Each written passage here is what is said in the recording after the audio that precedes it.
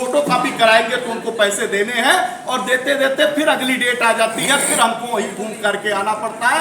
कई मुकदमे हमने ये देखे हैं, बाद में समझौते हो जाते हैं। हिंदुस्तान के 99% का घरेलू मामले से लेके बड़े मामले जो अब खेत खलिहानों से भी होके गुजरते हैं, अंततः होता है जो विक्टिम होता है उसको समझौता करना पड़ता है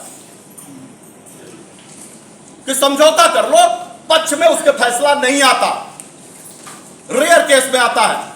क्योंकि अंतिम समय पे तो यही होता है ना कि दोनों पक्ष मिलते हैं, भैया इतना दिन से लड़ रहे हैं, समझौता कर लो, यही होता है।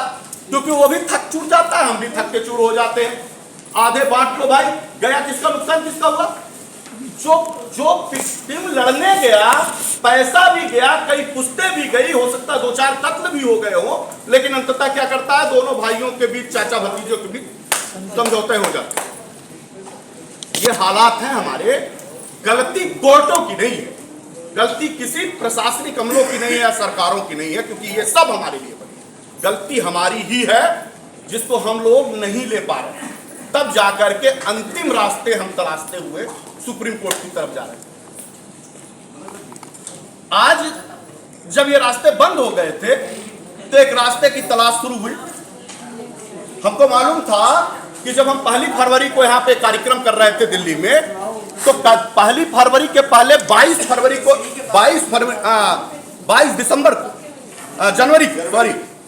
जनवरी को हमको बुलाया गया, दिल्ली आ जाओ।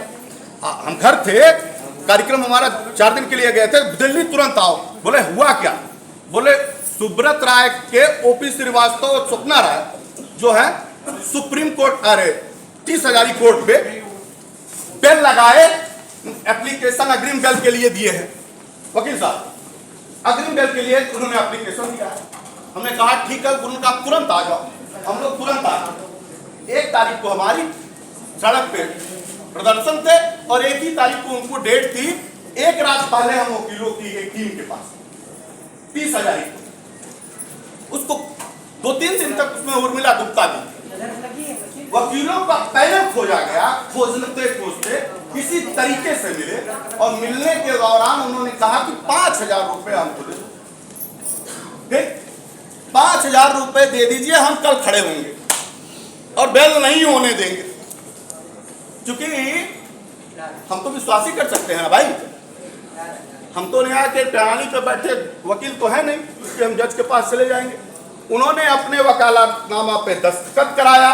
हमारे 5 साथियों के बड़े जो हमारी कमेटी के थे दस्तखत कराए और वकील साहब उस दिन स्वयं नहीं आए, अपने किसी एक असिस्टेंट को भेजे और वो सिर्फ वही कागज जो उस वकालतनामा का था वो अपने एक फाइल में बनाए, फाइल रखे।